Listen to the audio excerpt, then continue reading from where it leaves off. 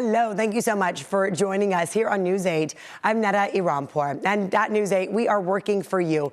We're listening to your concerns, our crews investigating your questions, and finding solutions that matter in our community. So for this show, we want to begin with major developments on two high-profile battles that are happening at San Diego City Hall. On Wednesday, local leaders just announced an agreement to reduce the trash fees and get rid of paid parking in Balboa Park. Yeah, we've heard your opinions about those. News 8's Shannon Handy breaks down what this means for those of us here in San Diego. This is great news for San Diegans, but it's also surprising news. The bottom line, city leaders say it's cheaper for them to reduce trash fees and eliminate paid parking than deal with pending litigation and ballot measures. This is a great day for our city. The announcement came as a trial over trash fees entered its second week. A group of homeowners sued, arguing the city misled voters in 2022. Back then, the city estimated trash service would cost between $23 and $29 a month. But when fees were set to take effect in 2025, the price had nearly doubled. Attorneys Mia Severson and former city attorney Micah Geary represented the plaintiffs. We went against some fine city lawyers, and through that, evidence came out that I think helped to position us exactly where we are today. During a closed session this morning, an agreement was reached to settle the lawsuit and abandon a possible November ballot measure that could have cost the city millions. Today's agreement avoids the uncertainty of a November ballot measure that would have literally blown a $140 million hole in our revenue projections, a sum greater than the $118 million deficit that we're trying to solve in this month's budget conversations. As part of the deal, the city will end paid parking in Balboa Park, a program that's faced heavy criticism, but changes won't happen overnight. The city council still has to approve the settlement. That vote is set for June 8th. If it passes, parking fees would end no later than January 1st, except at the zoo. As for trash fees, standard service is currently about $44 a month. Large bin customers were set to pay $55 by 2027, but under the agreement, that rate drops to $38.75 starting next year. The real winners in this agreement are San Diegans. Still, there are big questions. If the city is giving up revenue during a budget crisis, how will it make up the difference? Councilmember Stephen Whitburn says they'll get some short-term relief from the delayed timeline, but beyond that, it's unclear. That will be a decision of the city council and the mayor as we continue to formulate the budget between now and June 9th. Shannon Handy, News 8. And now the county has a new plan to keep people accountable on Trash Day. It recently started inspecting waste collection bins to make sure people who are living in the county's unincorporated areas are recycling property. So if you see any lid lifters, you'll know why. News 8's Richard Allen working for you to explain how the county plans to respond to those who are not correctly sorting their waste. Well, that's right. The county is calling these brief visual inspections lid flips, where they'll simply lift the lid of the waste bins without digging through them to make sure that trash, recyclables, and organic waste are all in their proper bins. Now, for those not in compliance, there's no fines or citations, just a friendly reminder to recycle properly. And while most San Diegans we spoke with are in favor of this new move, others say these inspections go too far. I am a big recycler. I have been recycling all my life. Erica, who lives in Rancho San Diego, is a strong supporter of this move to inspect residents' waste bins. I don't think that there's going to be anything egregious attached to it, so to speak. You know, it's just kind of like, hey, you know, a reminder to put your recyclables in your recyclables and your trash, you know, and let's keep the city clean. When recyclables are contaminated with food waste or trash, entire loads can end up in the landfill, which defeats the purpose of recycling altogether. The county emphasizes these quick inspections are not meant to be punitive, but instead educational and are required under state law. Those who aren't in compliance, for example, if food waste or plastic bags are found in a blue recycling bin, a no-no, will receive an oops tag on collection day, along with information on how to avoid future mistakes. Those who are sorting correctly could even get a thank you for encouragement. I think education, you know, to back it up might help the community, you know, so that they don't think that it's an invasion of privacy. I don't think it's appropriate. Which is exactly how this Rancho San Diego resident, who asked we not use his name, views the new program. It is. There's an invasion of privacy. He questions the use of county resources. I guess my question is, do these people not have anything to do than to go around and look at people's trash, see what they have? There's other things they can focus on.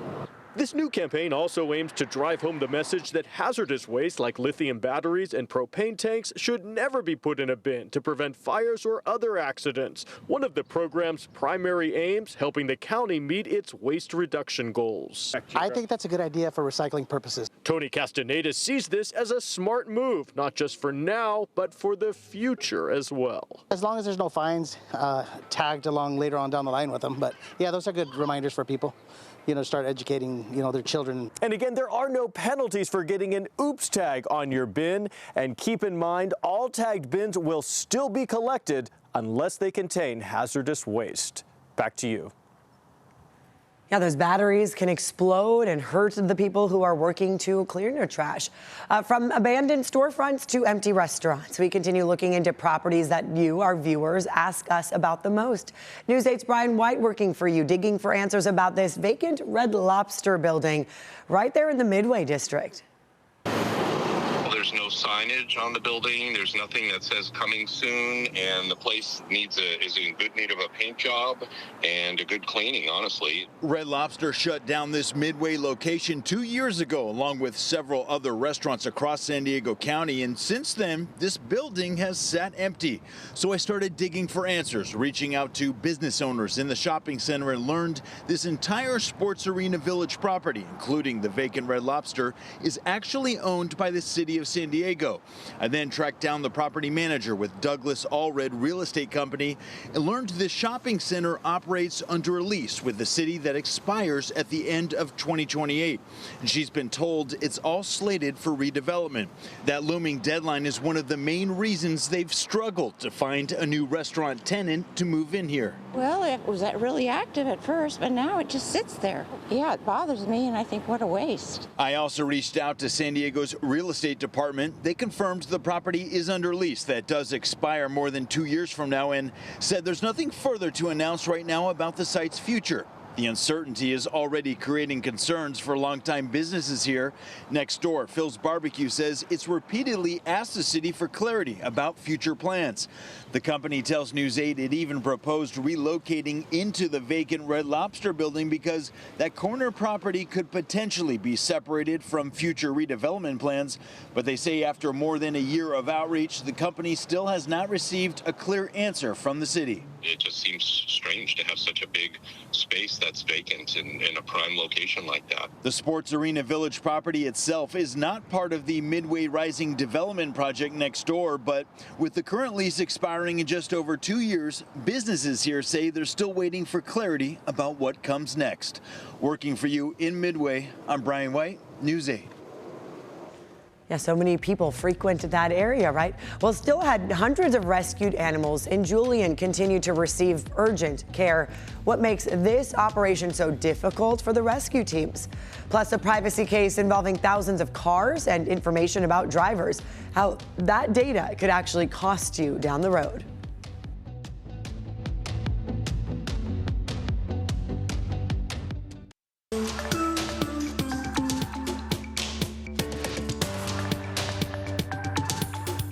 Welcome back to our Working for You special. We have an update now on this massive animal rescue that's happening in Julian. Weeks ago, the San Diego Humane Society and other organizations started removing hundreds of animals from this spot. Right now, crews are still working around the clock to care for the animals and help find permanent homes for many of them. News 8's Brian White working for you on this to show us what's going on with this rescue mission. Yeah, well, hundreds of rescued cats are being cared for here at the San Diego Humane Society. The work in Julian is far from over. This weekend marked one of the biggest treatment efforts yet at the Villa Chardonnay property in Julian, with veterinarians and farriers working horse by horse to address years of neglected care. We had farriers come in to treat the horses whose hooves were so tragically overgrown. Many of them couldn't even walk anymore. They floated their teeth, which is really dental care for horses. That's so essential. On Saturday alone, more than 75 horses received dental treatment and hoof care. Many of the animals were suffering from cracked hooves, lameness, and severe overgrowth.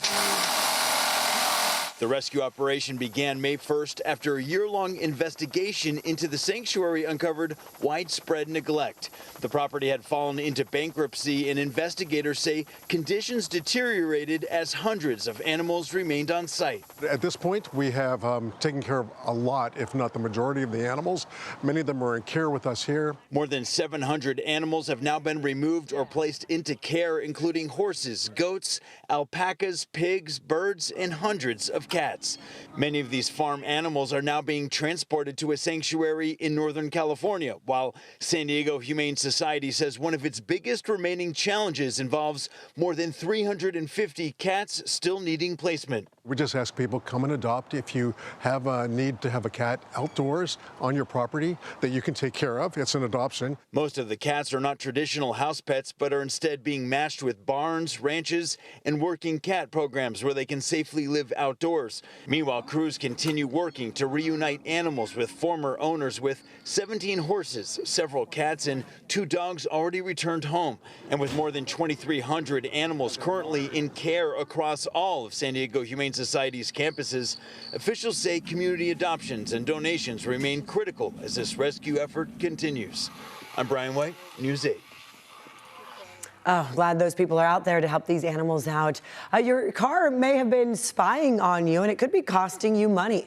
A California investigation found General Motors sold drivers' data without their consent. The company recently agreed to pay a nearly $13 million penalty and stop the practice for 5 years. News 8's Alex Lai with what the settlement now entails. Cadillacs, GMCs, and Chevrolets, all produced by General Motors and all now at the center of a major privacy case. The lawsuit claims GM used its OnStar roadside assistance and navigation system to collect and sell driver data to third-party brokers without consent. Investigators say the company made about $20 million from those sales between 2020 and 2024. To better understand what information modern cars can collect, I spoke with cybersecurity expert Nicholas Behar. Cars these days are moving computers. He says modern cars can collect a lot of data through their infotainment systems. Everything's connected, how fast you're going, what you're listening to, where you're going, the GPS, who's in the car, how many people are in the car, what temperature, because all of these things are controlled through the infotainment system. The lawsuit says GM sold driving behavior and geolocation data to 2 data brokers who then offered it to car insurance companies. That data could then be used to adjust insurance rates based on driving habits. Cars, apps, and insurers and data brokers, they're all forming an ecosystem where data can move far beyond the original purpose. It can be used to market things, right? It can be used to predict people's behavior.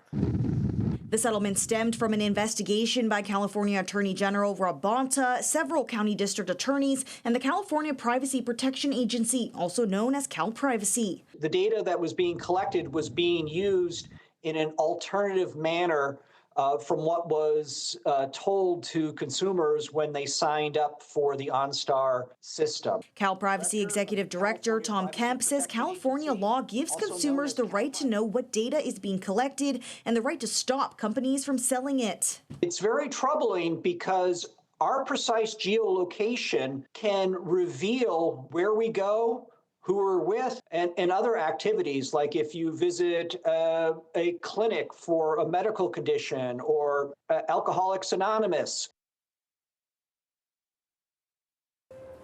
And that was Alex Lai reporting a new shark experience in San Diego. You don't have to get in the ocean for it. Coming up next, we'll give you a special inside look at what's new at SeaWorld.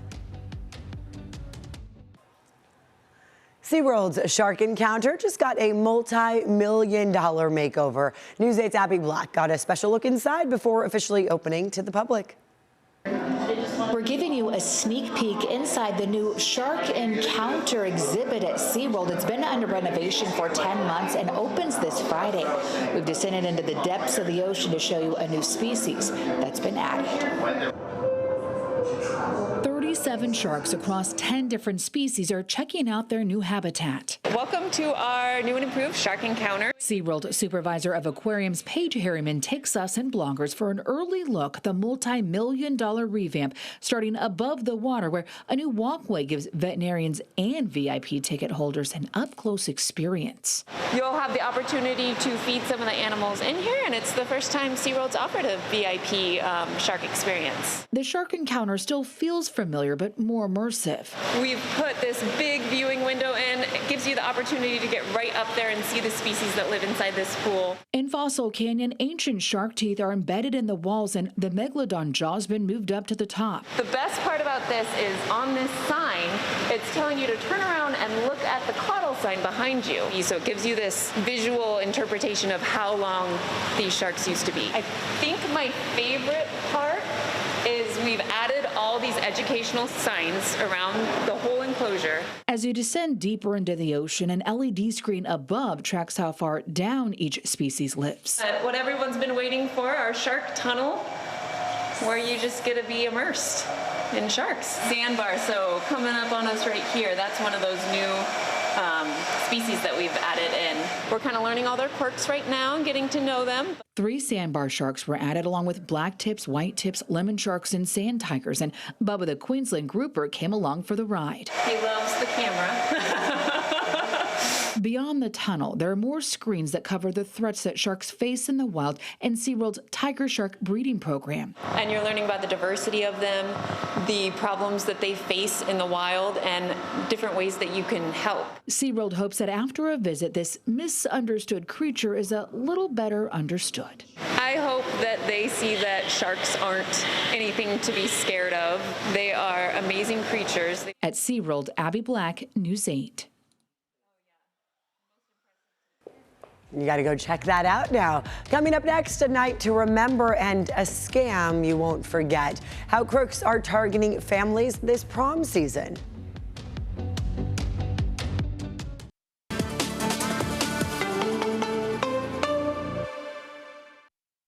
Working for you and your wallet. Many students across the country, including here in San Diego, are celebrating graduation. Congratulations to everybody. But new data is showing that San Diego may not be the easiest place to find an entry-level job. You graduate and then what?